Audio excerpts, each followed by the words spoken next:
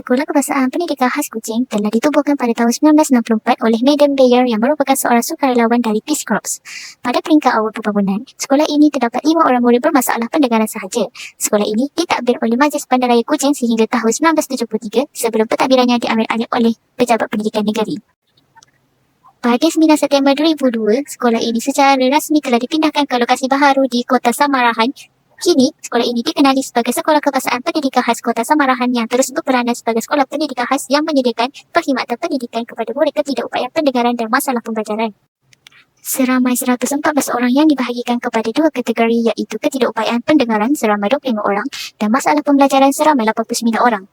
Di sekolah ini hanya beroperasi satu sesi saja iaitu sesi pagi. Tambahan juga, sekolah ini adalah sekolah pendidikan khas mempunyai asrama dan terdapat 16 kelas termasuk prasekolah. Terdapat 8 buah kelas untuk ketidakupayaan pendengaran manakala 8 buah kelas untuk masalah pembelajaran. Sekolah ini mempunyai 32 orang guru yang melaksanakan proses pembelajaran dan pengajaran kepada murid-murid khas. Guru lelaki mempunyai 11 orang manakala guru perempuan 18 orang. Selain guru, terdapat juga 25 orang staf sokongan yang membantu untuk mengurus kebajikan murid di sekolah itu. Secara keseluruhan, seramai 57 orang yang berkhidmat di sekolah tersebut. Semenjak sekolah ini ditubuhkan, terdapat 10 guru besar yang telah menjalankan tugas di sekolah ini. Begini adalah Encik Amir Mahmud bin Piang yang telah berkhidmat sudah 7 tahun di sekolah ini dari 11 April 2019. Ini merupakan carta organisasi Sekolah Kebahasaan Pendidikan Khas Kota Samarahan yang terkini. Objektif sekolah ini ialah memastikan pengurusan kelas yang teratur, sempurna dan kondisi seperti yang disarankan dalam pendidikan abad ke-21. Menjamin PDPC berjalan dengan lancar seperti yang termaktub dalam falsafah pendidikan kebahasaan dan memastikan organisasi kelas berfungsi dengan sempurna. Pengurusan kurikulum Sekolah Kebahasaan Pendidikan Khas Kota Samarahan adalah berpandukan dokumen Peraturan Pendidikan Khas 2013. Kurikulum standard sekolah rendah pendidikan khas untuk masalah pembelajaran. Dokumen standard kurikulum dan pentadbiran di SKP, Bahasa Isyarat Komunikasi untuk kurikulum khusus untuk pendengaran tahun 1 dan tahun 6. Waktu pembelajaran dan jadual adalah selaras dengan kurikulum pendidikan khas. Sumber pembelajaran yang digunakan juga sangat menyeronokkan dan menarik perhatian pelajar. Sumber pembelajaran digunakan oleh guru juga termaktub dalam Peraturan Pendidikan Khas 2013. Untuk kategori murid berkeperluan khas, masalah pembelajaran terdapat pembantu pengurusan murid yang dikhaskan bagi kategori murid tahap rendah. Seorang PPM diurus dan ditugaskan untuk menjaga satu kelas. Tugasan ini selaras dengan akta dokumen PPM. Pentadbiran untuk MBPK bagi murid ketidakupayaan pendengaran adalah melalui pentadbiran bilik darjah, manakala murid MBPK masalah pembelajaran adalah pentadbiran berasaskan persekitaran PASM, contohnya aktiviti nilam, gotong royong, majlis hari raya, masakan dan sebagainya. Ini merupakan bahagian pengurusan kewangan. Jom lihat bagaimana SKPK Kota Samarahan menguruskan kewangan sekolah. Semuanya diurus mengikut garis panduan KPM dalam Surat Perkeliling Kewangan SPK bilangan 1 tahun 2021 dan akan disahkan sendiri oleh guru besar iaitu Cikgu Amir Mahmud. Berikut adalah pecahan dana yang diperoleh. Sekolah ini menerima 5 jenis bantuan utama yang diakaunkan ke dalam akaun kumpulan wang kerajaan dan kumpulan wang asrama. Pertama sekali, bagi PCG, mata pelajaran sebanyak RM13,337 diperuntukkan untuk subjek teras bagi setiap murid yang terdiri daripada masalah ketidakupayaan pendengaran dan masalah pembelajaran di SKPK Kota Samarahan. Seterusnya, bagi PCG bukan mata pelajaran pula, sejumlah RM23,508 diperuntukkan untuk kegunaan perpustakaan, bimbingan kaunseling, LPBK, sekolah dan asrama, yuran khas sekolah serta skim perlindungan takaful. Selain itu, sekolah ini juga menerima bantuan prasekolah sebanyak RM7,750 yang dirangkumi bantuan makanan prasekolah dan aktiviti kurikulum untuk 10 orang murid prasekolah di SKPK Kota Samarahan. Di samping itu, terdapat bantuan sukan berjumlah RM3,268 untuk menampung kos sukan sekolah, sukan tahunan sekolah dan yuran majlis sukan sekolah-sekolah Malaysia. Akhir sekali adalah bantuan kurikulum sebanyak RM5,453 digunakan untuk aktiviti peraturan dan kelab, termasuk bagi murid yang tinggal di asrama.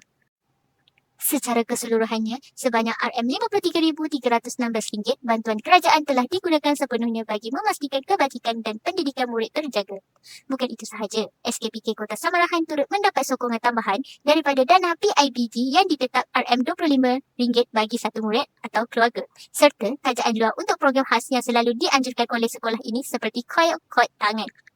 Pusat Perkhidmatan Pendidikan Khas 3PK merupakan pusat perkhidmatan sokongan pendidikan khas yang berfokus kepada murid berkeperluan pendidikan khas pada semua peringkat umur persekolahan di samping turut memberi khidmat kepada guru, ibu bapa dan komuniti setempat.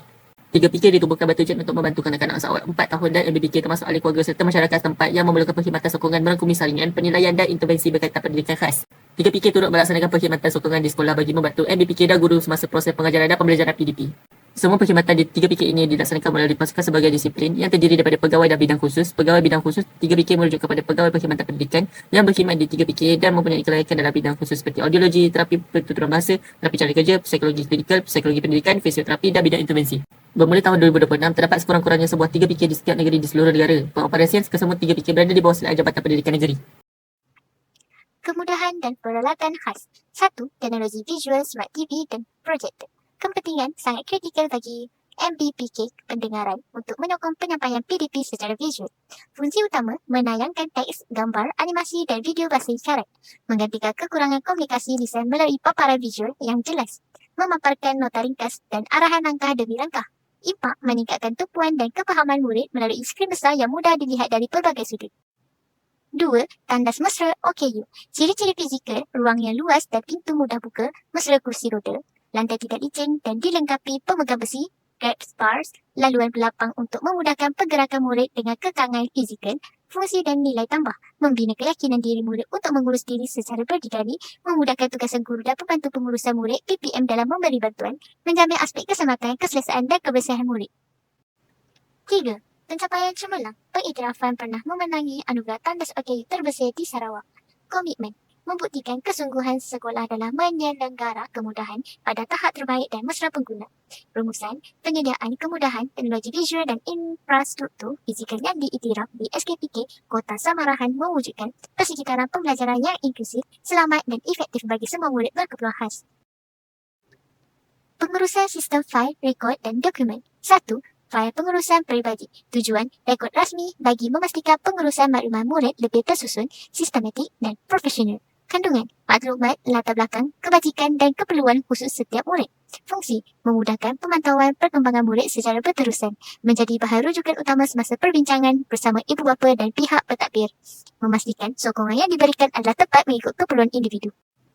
Rancangan Pendidikan Individu RPI. Definisi dokumen rasmi, perancangan pembelajaran yang terarah mengikut tahap kebolehan unik setiap murid.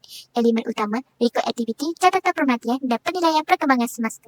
Kepentingan, membantu guru merancang strategi pengajaran dan bimbingan yang sistematik, menjadi bukti perkembangan murid untuk dikongsikan kepada ibu bapa dan pegawai pendidikan, berperanan sebagai panduan utama dalam proses penyesuaian PDP murid pendidikan khas. 3. Inisiatif Digital Terima 2.0. Fungsi, platform pengurusan PDP dan pentadbiran bilik darjah PBD secara dalam talian yang lebih moden. Kelebihan, PDP interaktif, guru boleh memberikan latihan, kuis dan tugasan secara digital. Pengurusan data, rekod prestasi dan hasil kerja murid disimpan secara automatik dan selamat di dalam sistem. Analisis prestasi, memudahkan guru mengesan tahap kefahaman dan memantau kemajuan murid dari semasa ke semasa secara efisien. Kesimpulan, integrasi antara pengurusan fail fizikal, fail peribadi dan RPI dan platform digital Delima 2.0 mewujudkan ekosistem pengurusan data yang komprehensif bagi menyokong kecemerlangan murid di SKPK Kota Samarahan. Bahagian yang terakhir adalah dokumen yang kami gunakan sebagai rujukan. Kumpulan kami menggunakan rujukan seperti Peraturan-Peraturan Pendidikan Khas 2013, Kod Amalan Murid Berkeperluan Khas, Surat Perkeliling Kewangan SPK Bilangan 1 Tahun 2021. Selain itu, kumpulan kami juga mendapat beberapa maklumat penting dari SKPK Kota Samarahan melalui temu bual yang dijalankan di sekolah. Pihak sekolah juga memberikan kami salinan borang tuntutan bantuan persekolahan umum mereka bagi tahun 2016 sebagai rujukan kami. Sekian, itu sahaja dari kumpulan kami. Terima kasih.